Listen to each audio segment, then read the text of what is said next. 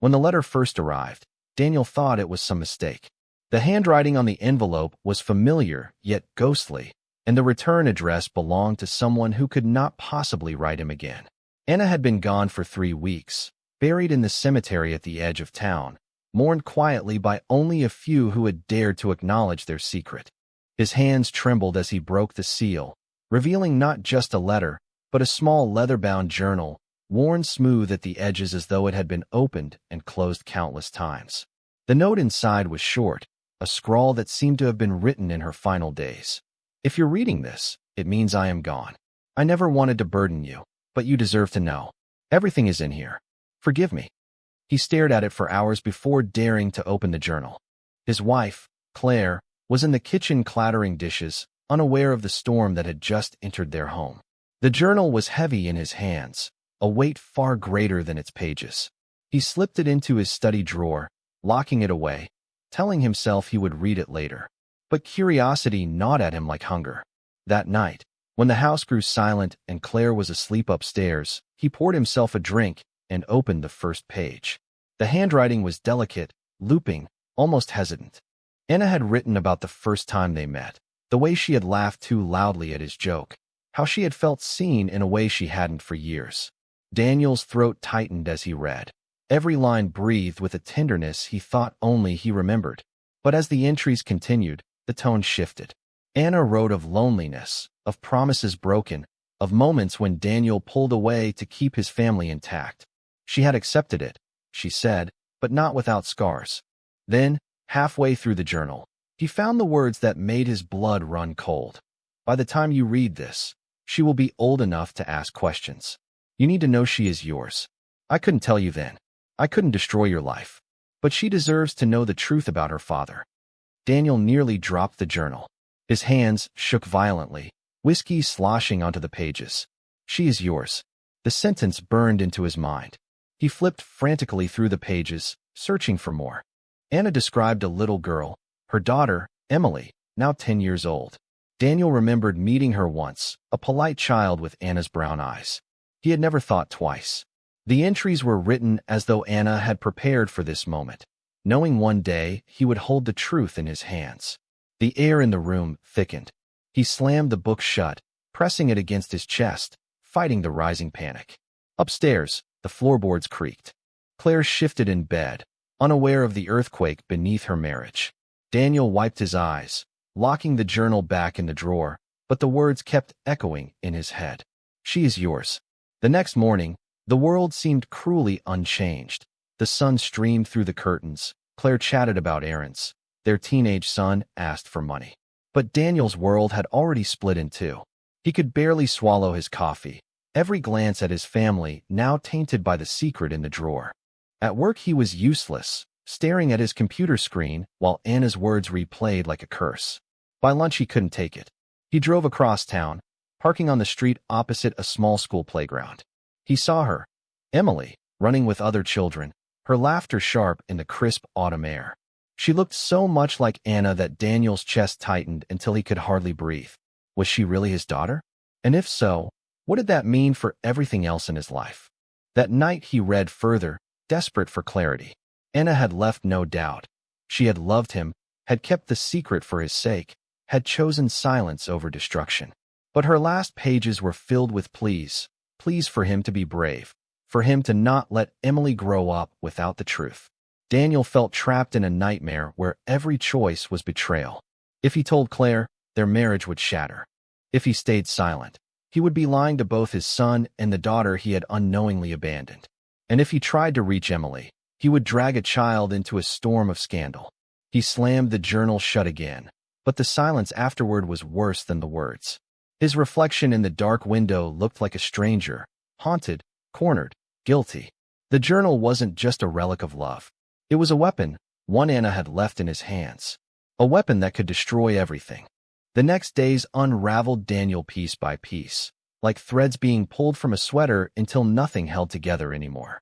He tried to maintain the rhythm of normal life, but the journal's words throbbed in his mind with every heartbeat. Claire spoke about grocery lists. Their son argued about curfews. The neighbors waved hello across the street. And beneath it all, Daniel carried a secret that threatened to consume him. At work, he sat through meetings without hearing a word, nodding at charts and reports as though his body were a puppet while his mind screamed elsewhere. Every time his phone buzzed, his chest tightened in terror that someone might have found out, though only he had touched the journal. Yet the most unbearable weight was the image of Emily, laughing at recess, unaware that her world was built on a lie. He thought about calling Anna's sister, maybe asking indirectly about Emily, but the idea knotted his stomach. What if she suspected something? What if she already knew? He felt watched, even when alone. By the third night, Daniel couldn't sleep. He sat in the study with the journal open, rereading the same passages, hoping they might somehow change. Anna had written with such conviction, "She deserves the truth, even if it costs you everything." His hands trembled as he poured another drink, the words pulling at him until he wanted to rip the pages apart. But he couldn't. Destroying the journal wouldn't erase the truth. It would only make him a coward twice over. That evening, Claire appeared in the doorway of the study, leaning on the frame, her brow furrowed. "You've been quiet lately. Is something wrong at work?" Daniel froze, the journal half hidden under papers. He forced a smile. "Just stress. End of quarter deadlines." She stepped closer, her eyes searching his face with the kind of familiarity only decades of marriage could give. "Don't lie to me, Daniel. I know when something's eating you." He kissed her cheek, murmured that he was fine, but her suspicion lingered in her silence. The guilt almost choked him. Claire had never been unkind. She had stood by him through lean years, through family deaths, through raising their son. And here he was, hiding a truth that would devastate her life. That weekend, Daniel drove out to the cemetery, standing by Anna's grave in the cold drizzle.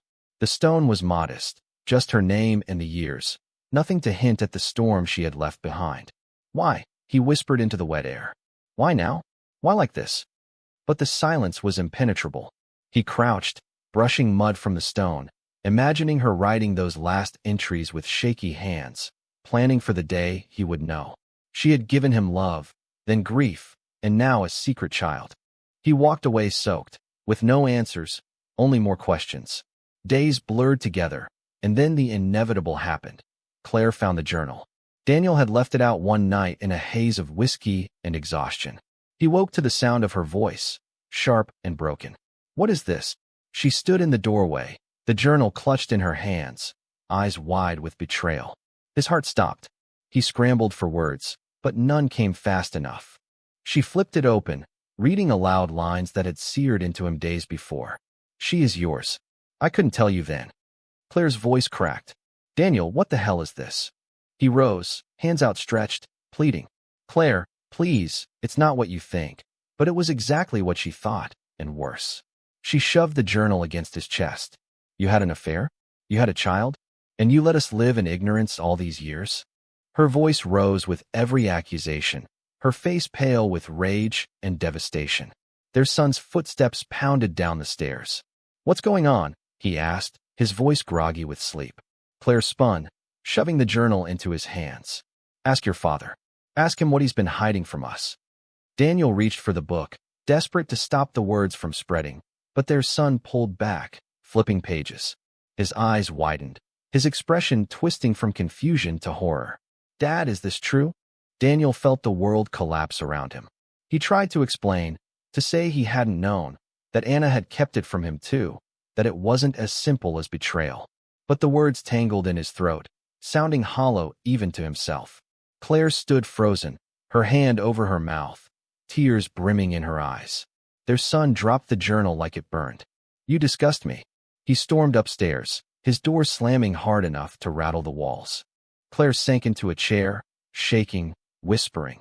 All these years, and you never said anything." Daniel knelt beside her, reaching for her hand, but she pulled away as if his touch was poison. "I didn't know until now," he said, his voice desperate. "I swear. Claire, I just found out when the journal came. She never told me." Claire's laugh was bitter, cutting. "And I'm supposed to believe that? After everything? Do you realize what this does to us? To our son? To me?" Daniel bowed his head, his chest heaving with guilt and helplessness. "I don't know what to do," he admitted. Claire stared at him, her silence worse than shouting. Finally she stood, her voice steady but cold. "Then figure it out. Because if you don't, I will. And whatever happens next, you brought it on yourself. She left him in the study, the journal lying open on the floor, and his handwriting staring up at him like judgment. For the first time, Daniel realized the truth wasn't just a secret anymore. It was a weapon in Claire's hands, a crack in the foundation of his family, and every second it widened. He sat in the dark until morning, knowing there was no going back.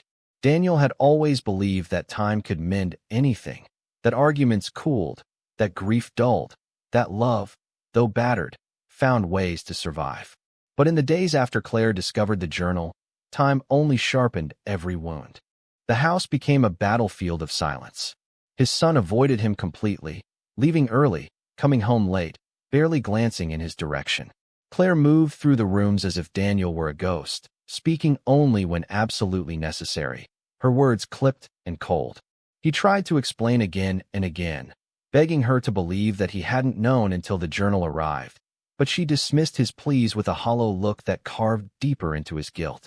Sleep abandoned him, replaced by endless nights staring at the ceiling, and his handwriting etched behind his eyelids. And yet, amid the chaos, one thought returned again and again: Emily. She was at the center of this storm, innocent, unaware, her childhood bliss untainted by the truth. Daniel could not decide whether bringing her into his life would save him or destroy everything left standing. His torment drove him one evening to the edge of town, to the small cafe where Anna's sister, Margaret, often worked late shifts. He hadn't spoken to her in years, but desperation pushed him through the door. She froze when she saw him, suspicion instantly darkening her face. "Daniel," she said, setting down a tray with deliberate force. "What do you want?" He swallowed hard, lowering his voice. "I need to talk. It's about Anna and Emily." At the mention of the child's name, Margaret's eyes narrowed. She crossed her arms, lips pressed tight, as though deciding whether to throw him out. But after a long pause, she jerked her head toward a corner booth. 5 minutes. That's it." He sat, his palms slick, his heart hammering. She slid across from him, her expression sharp, protective. "You don't get to waltz back into this family's life, not after what you did to Anna. She deserved better than to die in silence." The accusation cut him, but he forced himself to stay calm. "I didn't know Margaret. She never told me. Not about Emily. Not until the journal." For the first time, Margaret's mask slipped, a flicker of doubt in her eyes. "So you finally know." Daniel leaned forward, desperate. "Then it's true? Emily, she's mine?" Margaret hesitated, her jaw tightening. "Anna never told me outright. But she hinted. She said Emily had questions about her father. She always brushed them aside, but," her voice cracked, anger and grief colliding, "she wanted to protect you.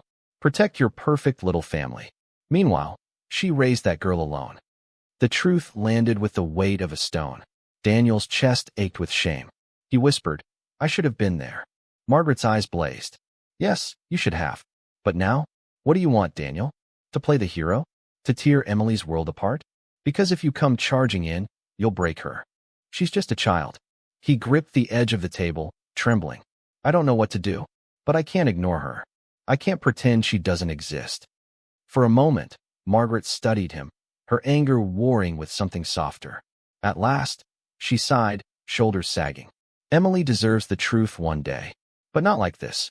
Not with your wife spitting fury and your son hating you. You think dragging her into your mess will help? It'll only make her hate you too." Daniel bowed his head, ashamed of his selfishness. "So what do I do?" She reached into her bag, pulling out a folded piece of paper.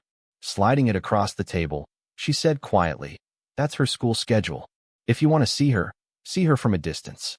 But if you hurt her, I swear, I'll destroy you." Daniel stared at the paper, guilt and gratitude twisting together. "Thank you," he murmured. But Margaret had already risen, returning to her work without another word. That night he drove to the school, parking where no one would notice, and watched as children streamed out. Emily appeared, her backpack bouncing, her laughter ringing as she ran to friends. His throat tightened, eyes stinging with a longing he didn't know how to name.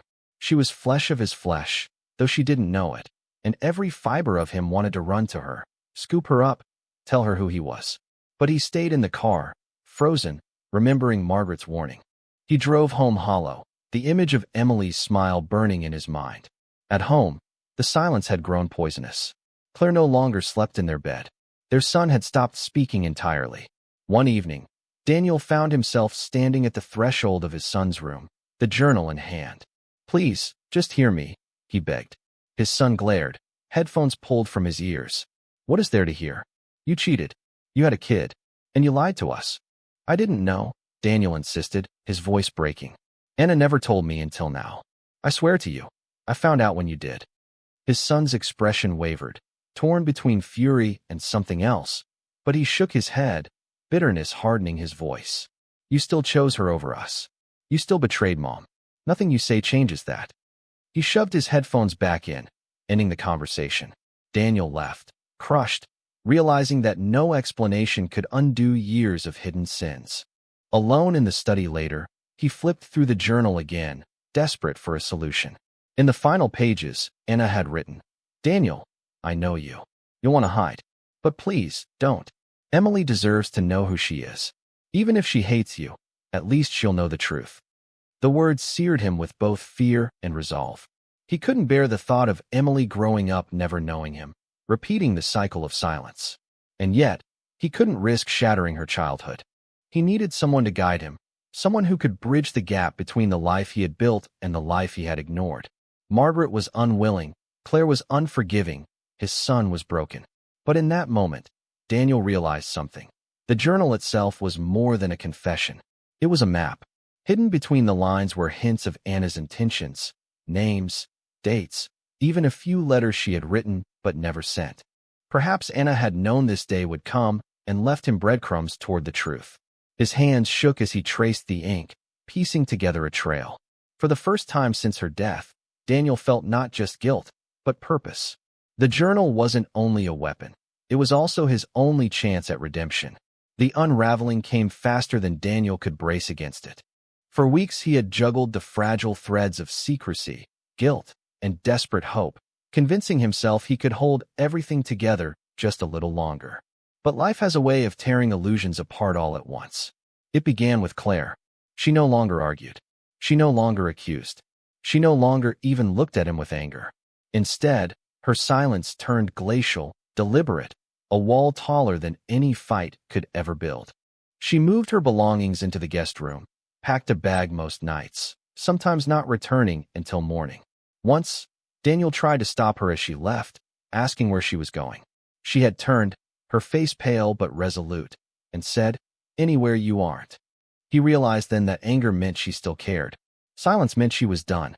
Their son followed her lead, a shadow of the boy Daniel had once known. He came home only to sleep, his gaze hard, his words clipped. Daniel overheard him once on the phone, whispering to a friend, "I don't even know who my dad is anymore." The words cut deeper than Anna's journal ever had. And then, as if fate had been waiting for the weakest moment, Margaret struck. She appeared at Daniel's workplace, her eyes blazing, her voice low but sharp enough to draw blood. "I warned you. I told you not to hurt her. And what do I hear now? That your wife found out, that your son hates you, that Emily is hearing whispers at school?" Daniel's stomach dropped. "What do you mean, whispers?" Margaret's jaw clenched. "Children talk, Daniel. Parents gossip. Someone saw you at the school, sitting in your car like some creep. Do you think that goes unnoticed? Emily asked me last night why a strange man keeps watching her. Do you realize what you're doing to her?" Daniel's legs nearly gave out. "I wasn't. I just needed to see her. I didn't say anything." Margaret's voice shook with fury. "You don't get it. You've already put her in the middle of this without a word. Do you want her to find out she's your daughter from playground rumors? Because that's where this is headed." He wanted to beg, to promise he would stay away, but the truth was he couldn't. Emily was the only piece of light in the nightmare his life had become, and yet every step toward her was another act of destruction. Margaret's final words before storming off echoed like a curse. "If you don't back off, Daniel, I'll make sure you never see her again." That night, Claire confronted him, her fury no longer silent. She stood in the doorway of the study, the journal in her hands once again, her voice cold. "Do you know what this is?" she asked. Daniel, exhausted, rubbed his temples. "Claire, please, I can't," she cut him off. "This is my life. My son's life. Our marriage. And you gave it away for a woman you couldn't let go of.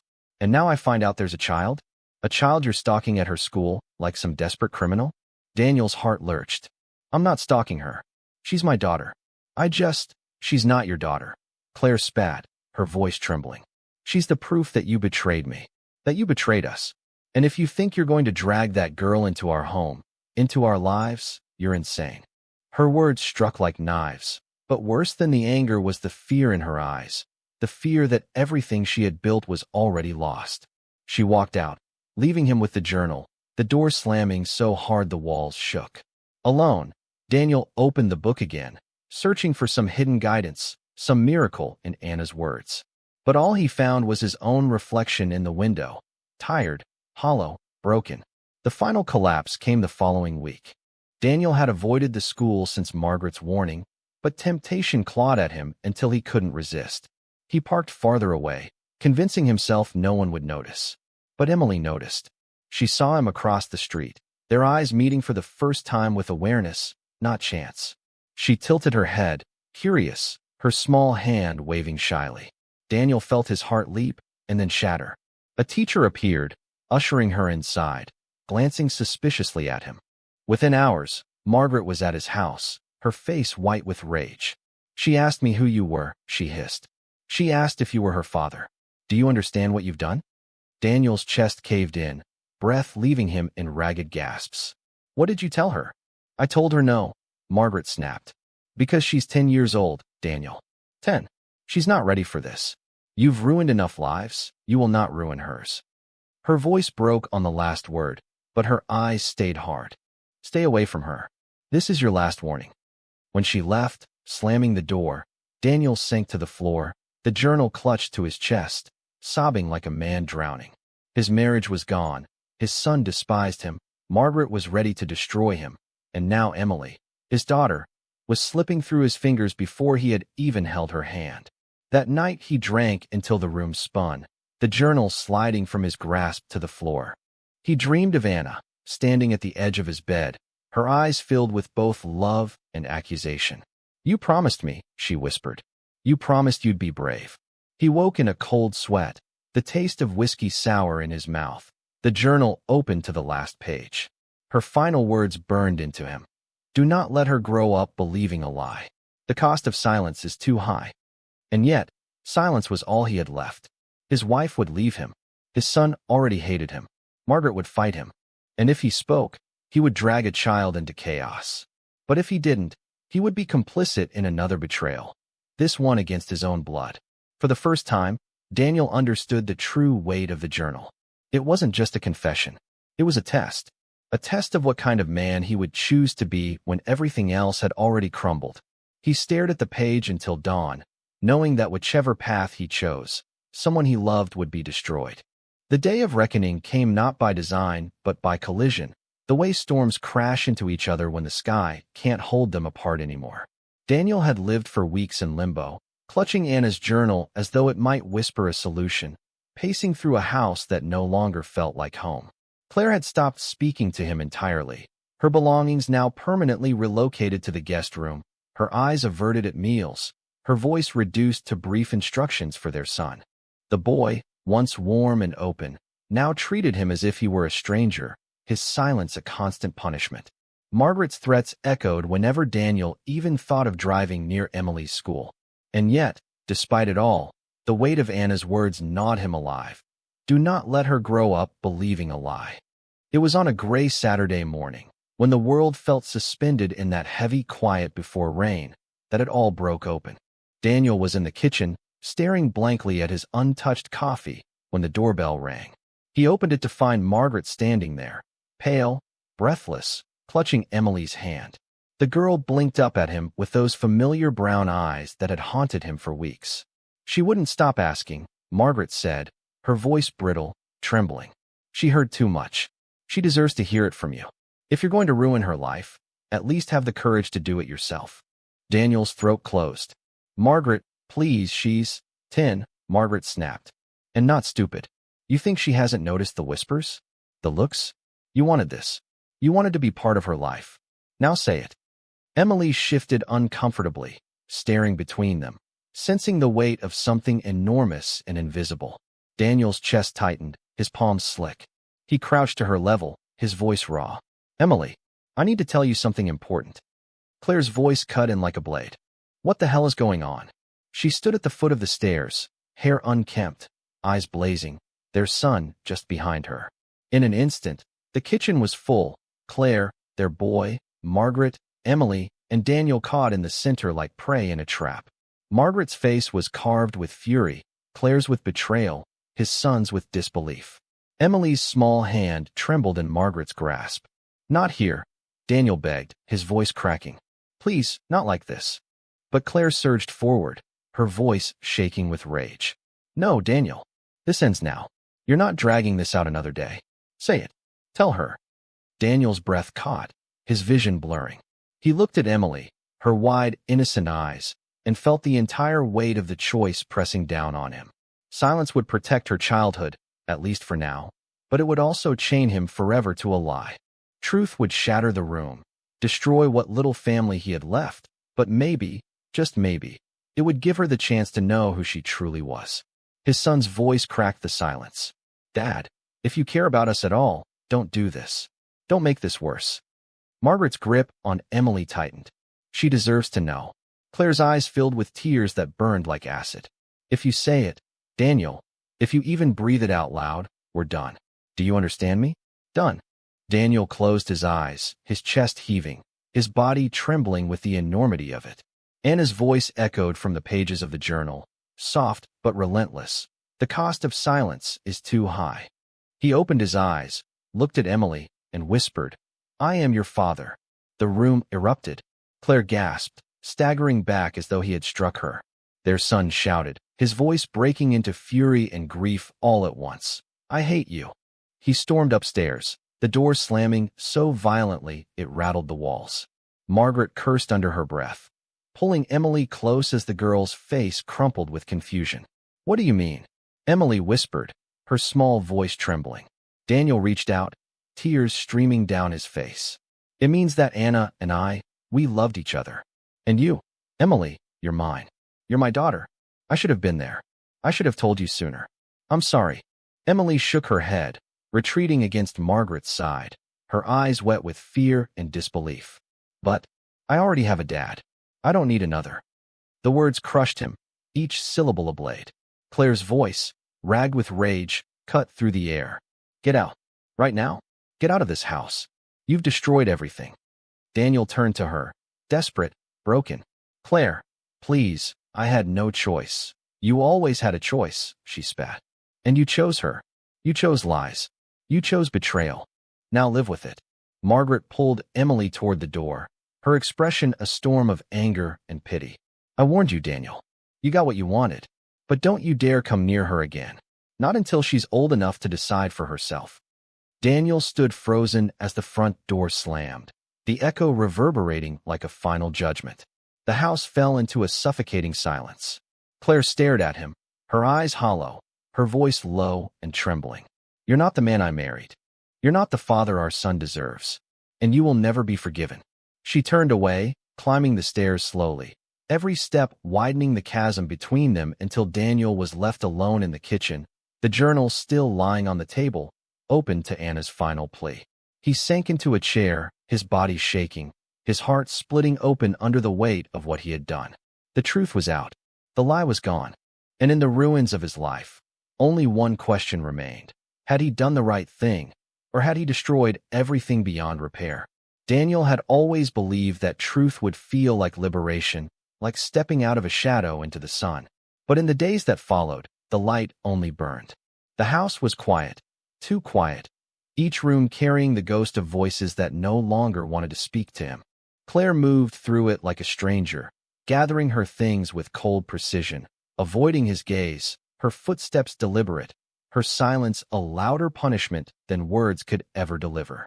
Their son refused to look at him, slamming doors whenever Daniel came near, his anger solidifying into something darker, something that looked like permanent distance. The journal sat on the kitchen table, still open to Anna's last entry, as if mocking him with its fragile demand. Do not let her grow up believing a lie. He had done as she asked, But the cost was staggering, more than he could have imagined when he first found her words tucked away in that worn leather book. He replayed that Saturday over and over in his mind, each time wishing he had spoken differently, softer, or perhaps not at all. Emily's wide eyes haunted him, the way she had recoiled, insisting she already had a father. The rejection cut deeper than any rage from Claire or their son, because in that moment he understood that truth was not enough. It was timing, trust, presence, all the things he had already squandered. Now, he was a stranger to her, a ghost who had appeared too late to matter. Days blurred into weeks, each one grinding him down further. Margaret's words echoed in phone calls he was not meant to hear, her promises to protect Emily from him, to keep him at bay until the girl was old enough to decide. His lawyer advised silence, patience, restraint. But patience tasted like ashes in his mouth. Nights stretched longest. He would sit in the dark living room, the journal clutched in his hands, whispering apologies into the air as though Anna might still hear him. Sometimes he thought he did hear her, in the rustle of the curtains, the creak of the floorboards, an echo of her laugh, a trace of her voice reminding him that he had loved and been loved, even if it had led here. But grief has sharp edges, and love remembered cut as cruelly as love lost. Claire filed for separation quietly, efficiently. Papers arrived in the mail with her neat signature, as though even her heartbreak had to be organized. Their son packed a bag and moved between rooms, sometimes choosing Claire's space, sometimes preferring the couch, but never Daniel's side of the bed, never Daniel's presence. The boy's silence said more than screams ever could. He was no longer a father in his eyes, only a man who had betrayed them all. Daniel thought often of walking away, of letting the house, the marriage, the remnants of his life dissolve behind him. But the journal bound him still, its words a chain he could not cut. He began writing back to Anna, filling the empty pages at the back with his own confessions, letters he would never send, words Emily would never read, but ones that allowed him to bleed out the guilt that otherwise rotted him from the inside. I told her, Anna, I did what you asked, but she didn't want to hear it. Maybe I should have let her believe the lie. Maybe you were wrong. Or maybe I was. The act of writing became ritual, as though dialogue with the dead could anchor him to something steadier than grief. Yet reality pressed in. Bills, lawyers, Claire's withdrawal, his son's fury. Each day he moved through motions, his heart dragging behind him like a broken limb. Then, one late afternoon, as autumn bled its colors into the street outside, a knock came at the door. Daniel opened it with dread, expecting another blow, papers, insults, demands. But instead he found Emily, her backpack slung over one shoulder, Margaret's car idling at the curb. Margaret herself didn't get out, only watched from the driver's seat, her expression unreadable. Emily stood awkwardly, her small hands twisting in the straps of her bag. "Can I come in?" she asked softly. His chest seized, his throat closed. He stepped aside, nodding, unable to speak. She walked into the living room, her eyes drifting over the furniture, the photographs on the walls, the spaces that seemed suddenly heavier with her presence. She sat on the couch, clutching her bag like a shield. "Mom said I could come for an hour, just to ask." His voice trembled. "Ask what?" Emily's eyes flicked to him, cautious, curious, fearful all at once. "Why now? Why did you tell me now and not before? If you're my dad, why weren't you there?" The question shattered him. He sank into a chair across from her, the journal still on the table between them. He laid his hand on it gently. "Because I was a coward. Because I thought silence would protect everyone. Because I was wrong. Anna wanted you to know. She didn't want you to grow up believing something false. I told you too late, Emily, and I'll regret that forever. But I swear, if you let me, I'll never lie to you again." The room pulsed with silence. Emily's small fingers tightened on her bag. She studied him, weighing his words with a seriousness far beyond her years. Finally, she whispered, "I don't know if I believe you. Not yet." Daniel nodded, tears stinging his eyes. "You don't have to. Just give me the chance to earn it. One day at a time." Margaret honked the horn outside, breaking the fragile moment. Emily rose, moving toward the door, pausing only to glance back at him. For a heartbeat, something flickered in her eyes. Not trust, not forgiveness, but maybe the faintest spark of possibility. Then she was gone, swallowed by the waiting car, by Margaret's vigilant protection. Daniel closed the door slowly, his hand lingering on the wood. The house was silent again, but something inside him felt altered, less empty than before. The cost of truth had been unbearable, but perhaps it had not been entirely in vain.